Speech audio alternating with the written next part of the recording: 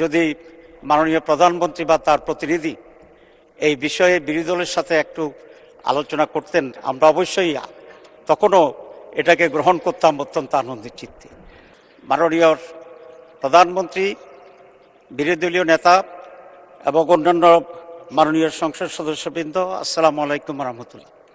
আমি মাননীয় প্রধানমন্ত্রীকে ধন্যবাদ জানাতে চাই। সাংবিধানিকভাবে কার্যপ্রণালী বিধি অনুসারে আজকের এই মহান সংসদের সভাপতি করার জন্য যার নাম প্রস্তাব করেছেন, উনি অত্যন্ত একজন সজ্জন, উনি অত্যন্ত প্রাচীন রাজনীতিবিদ। উনি যে দলই করুন না কেন, আমি মনে করি দেশের সকল মানুষের ওনার প্রতি আস্থা এবং শ্রদ্ধা আছে। মাননীয় প্রধানমন্ত্রীর এই প্রস্তাবকে আমরা বিরোধী দলের পক্ষ থেকে পূর্ণ সমর্থন জানাচ্ছি। তবে এটা আরও খুব ভালো হতো যদি মাননীয় প্রধানমন্ত্রী বা তার প্রতিনিধি এই বিষয়ে বিরোধী দলের সাথে একটু আলোচনা করতেন, আমরা অবশ্যই তখনও এটাকে গ্রহণ করতাম। তো আমি আশা করি আগামীতে এই ধরনের যে সমস্ত বিষয় আসবে আলোচনা করা সম্ভব।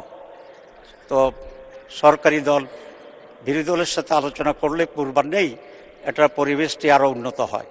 আমি সেই আশাবাদ ব্যক্ত করে এবং এই সিদ্ধান্তের প্রতি আমি আবারও প্রশংসা করে, এবং মাননীয় সভাপতি, ওনার বাড়ি কুমিল্লা, আমার বাড়িও বোধহয় তার কাছাকাছি, সেই জন্য I have an special affiliation